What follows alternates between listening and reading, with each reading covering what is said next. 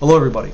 It is October 18th, 2025 here in the United States of America, and in today's video I'm actually going to talk about the recent meeting between the new interim Syrian government and the Russian government in regards to Russia being allowed to keep its bases that it had in Syria, as well as many of its arrangements that it actually had with the former government that was led by Bashir al-Assad. Now, I'm sure as most people know, the government of Bashir al-Assad was propped up in parts by the Russian government and its intervention in the Syrian civil war. Russia actually played a very crucial role in turning the tide in Assad's favor for quite a few years, to the point where the Syrian government actually had recaptured most of the country.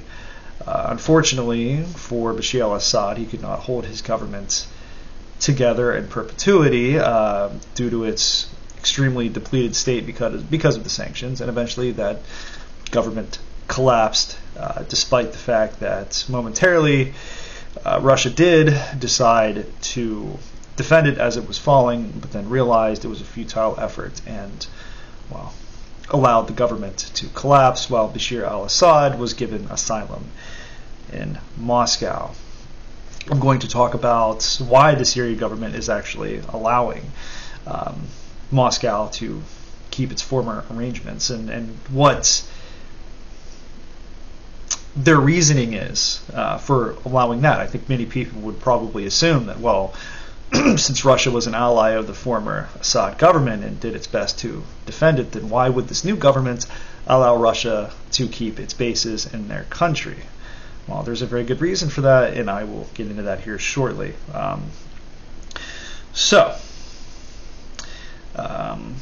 forget what day it was actually. It was just a few days ago. Oh yes, October 15th, which was 3 days ago. The interim president of Syria, Ahmed al-Shara, met with Vladimir Putin, the president of the Russian Federation, and they discussed several issues. I'm getting this from Reuters. I'm just going to read a little bit of this article here.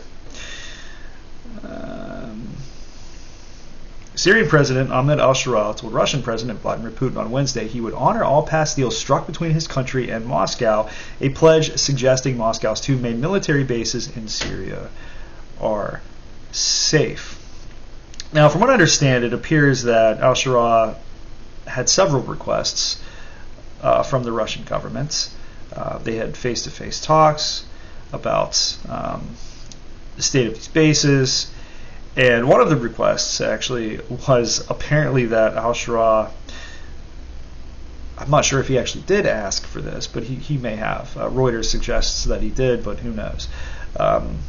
He had actually asked Putin to hand over the former president, Assad. Now, of course he knows that Russia is not going to do that. Once Russia gives somebody asylum, they generally don't extradite that person for any reason. Russia is actually fairly loyal to its allies and former allies. Now, it does this for a reason, because Moscow wants to maintain trust and stability in its relations with the country that it has alliances or agreements with. So that was probably asked just as a formality to make it look like President Ahmed al-Shara was seeking justice, when he knows that Russia isn't going to give up Bashir al-Assad anytime soon. Okay, so why did the new Syrian government come to the point where it actually is going to allow the Russian government to keep its main two military bases? And it all comes down to this. They want to keep Russia in the region as an insurance policy against Israel and the United States. And let me explain. So, it's pretty well known that one of the main contributors to the Syrian civil war was the United States and Israel. They wanted the Assad government gone for their own, political machinations. And now that President al-Shara is in charge, he has attempted to have good relations with the United States and Israel. His relationship with Israel is still pretty contentious. Israel has been continuously bombing his military infrastructure to make sure that Syria can't rebuild its army, while the United States everybody assumes this and knows this, that if Israel does demand that the new government in Syria is gone for whatever reason, if they resolve themselves to depose yet another Syrian leader, then the United States will be offering assistance. Al-Shara knows this. While he's doing his best to maintain good relations with the United States, and by default Israel, he understands full well that if Israel, for any reason at all, decides to advocate for his overthrow, then he will likely require Russian assistance to maintain his government if there is some kind of mass uprising.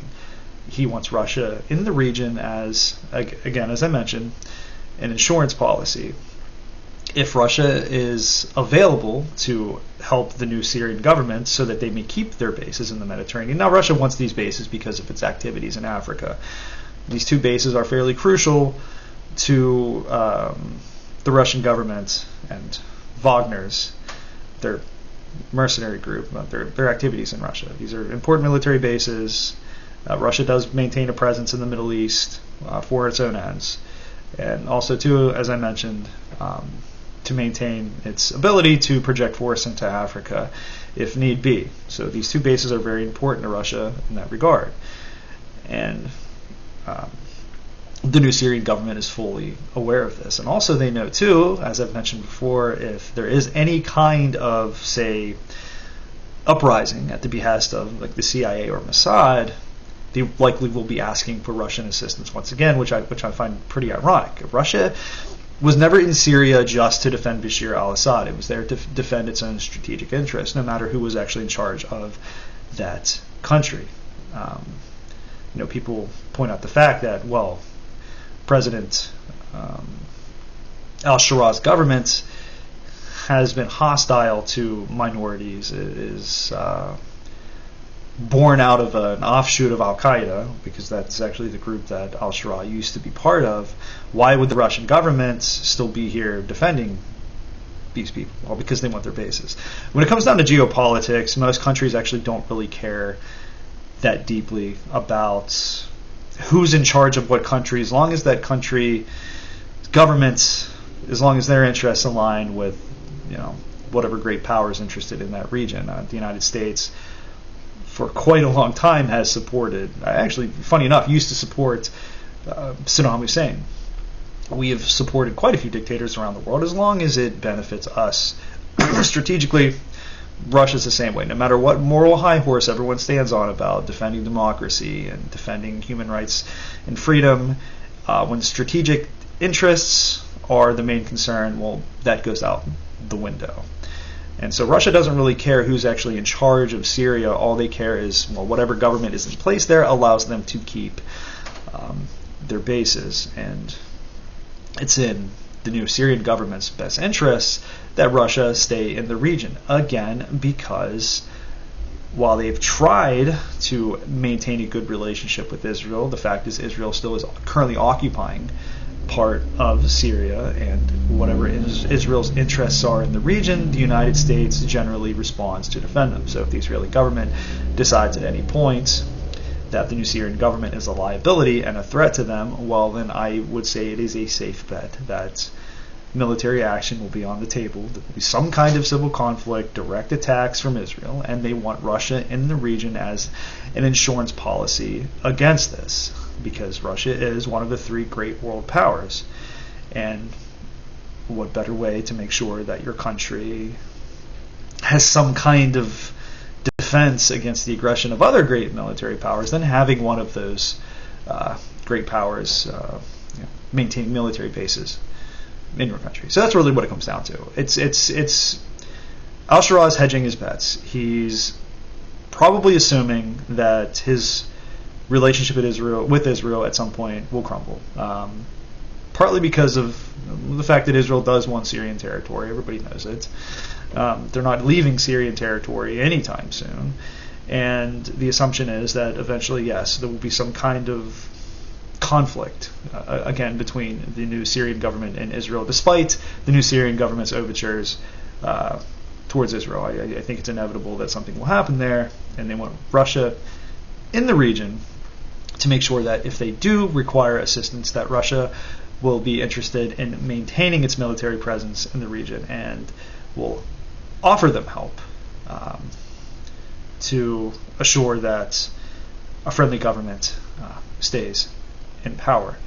Now, the flip side of that is, say, if there was an effort to overthrow the Syrian government, again, with yet another government, it would be in that new government's best interest to tell Russia beforehand that, hey, if we do take power, guess what?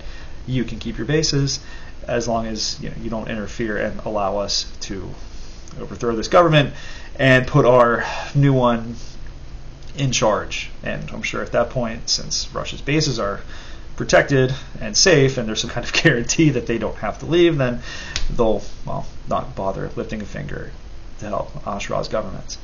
That's just the way geopolitics works. But anyways, that's really all I wanted to talk about in this video today. I'll be back Tuesday with another one. I would actually like to start making some more content. I do believe that I'm maybe going to make some shorter videos throughout the week, perhaps even on my cell phone, just to kind of get some more content out there. And I think tomorrow evening, actually, I'm going to do my first live stream. Tomorrow, I'd say probably around 7 o'clock. And we'll see how that goes. But anyways, if you enjoy this content, drop me a like, subscribe, and I will see everybody later. God bless.